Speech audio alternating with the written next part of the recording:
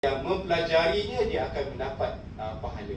Barang siapa yang mendengarnya maka akan mendapat pahala. Dan barang siapa yang tidak mahu kepada tiga-tiga perkara, maka itu adalah nanti balasan daripada Allah Subhanahu wa ta'ala.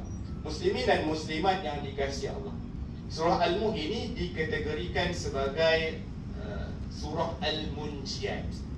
Al-Munjiyat itu maksudnya adalah surah penyelamat.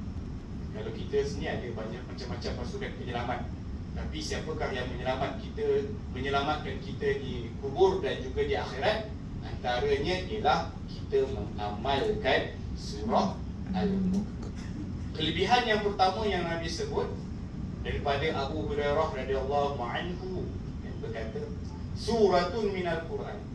Ada satu surah dalam Al-Quran, inna suratun, ayat penguat kat situ, inna, sesungguhnya, suratun, ada satu surah fil Quran, dalam Al-Quran, 30 ayat, ada 30 ayat. Kalau kita baca tiap-tiap malam 30 ayat itu bersamaan dengan 10 minit. Ataupun kita pergilah, sekarang ni dah ada telefon, dah ada laptop dan sebagainya, boleh pasang kan surah-surah Al-Mulk sebelum kita tidur. Syafa'at, kenapa kita baca 30 ayat ini secara habis kan? Bermula tabarakah sampailah habis, kerana syafa'atun, dia memberi syafaat. Apakah itu syafaat? Pertolongan. Kepada siapa? Ya sahibuha, kepada mereka ataupun yang membaca dan menghafalnya 30 ayat. Ghufira lahu, maka Allah Subhanahu wa ta'ala mengampunkan dosanya. Kelebihan baca surah Al-Mulk, muslimin dan muslimat, 30 ayat, ghufira lahu, diampunkan kepadanya. Apakah surah itu? Tabarakalladzi biyadihil mulk. Muslimin dan muslimat yang dikasihi Allah, kelebihan yang kedua, surah Al-Mulk ini adalah pembela kepada pembacanya di hari akhirat.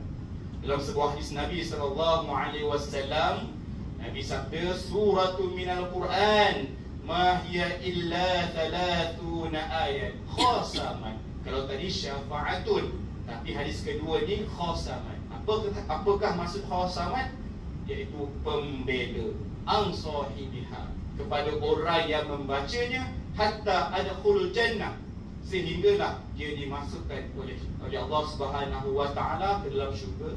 Maka apakah surah itu? Surah itu adalah surah Tabarakalladzi biyadihil mulk.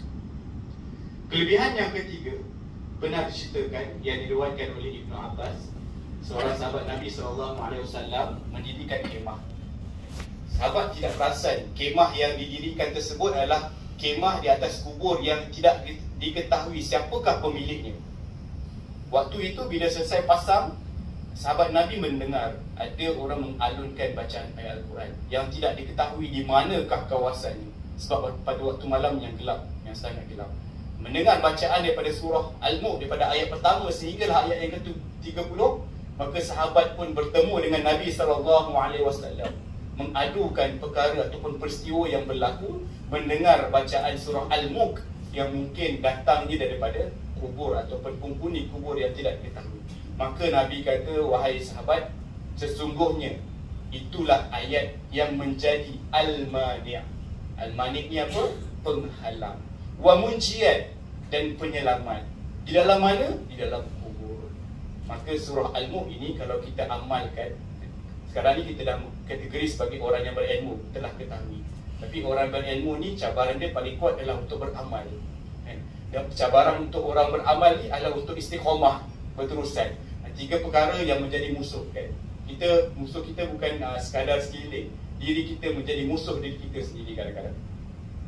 Muslimin dan muslimat yang dikasihi Allah Subhanahu wa ta'ala, kelebihan yang ketiga, surah ini adalah surah yang sentiasa, setiap hari, tak pernah tinggal walaupun satu malam, yang dibacakan oleh Nabi SAW sebelum tidur.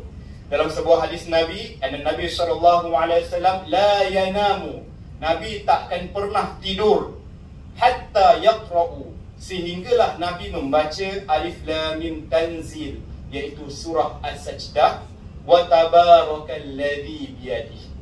Muslimin dan muslimat yang dikasihi Allah, dalam keempat-empat hadis yang kita bacakan tadi, Nabi menyebutkan tentang kelebihan surah Tabarakalladzi.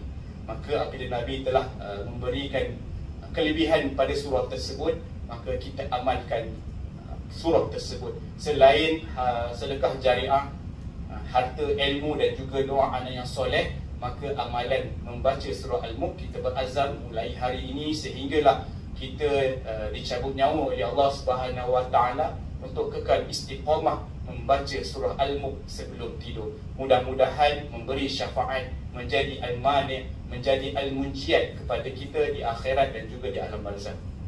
Muslimin dan muslimat yang dirahmati Allah, sebelum kita mengakhiri tadabbur kelebihan surah Al-Mulk, kita tak masuk lagi ayat pertama. InsyaAllah minggu depan dan seterusnya kita akan mengkaji apakah yang terdapat dalam surah Al-Mulk sehingga menjadi surah yang sangat hebat di sisi Nabi SAW. Satu persoalan, adakah dibolehkan kita membaca surah Al-Mulk dan kita berniat supaya bacaan surah Al-Mulk ini sampai kepada orang yang telah meninggal dunia? Mengikut 1000 sahamah bekas mufti wilayah Dr. Zulkifli, pandangan beliau ialah sekiranya seorang individu ini membaca surah Al-Mulk dan diniatkan kepada orang yang telah meninggal dunia, contoh kepada mak kita, kepada ayah kita, kepada saudara mara kita, kepada rakan kita, maka pahala tersebut sampai kepada si mati tadi ataupun mereka yang berada di alam barzakh. Sebab apa? Kelebihan dia adalah ghufira lahu, diampunkan dosanya oleh Allah Subhanahu Wa Taala.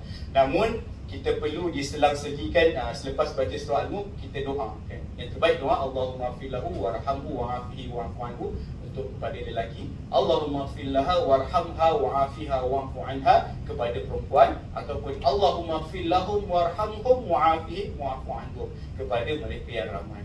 Mudah-mudahan perkongsian berkaitan dengan kelebihan surah Al-Mulk ini mendapat syafaat dan juga memberikan ilmu kepada kita semua. Wallahu a'lam, yang baik datang daripada Allah Subhanahu Wa Taala, yang lemah datang daripada saya sendiri, hakikatnya datang daripada Allah Subhanahu Wa Taala.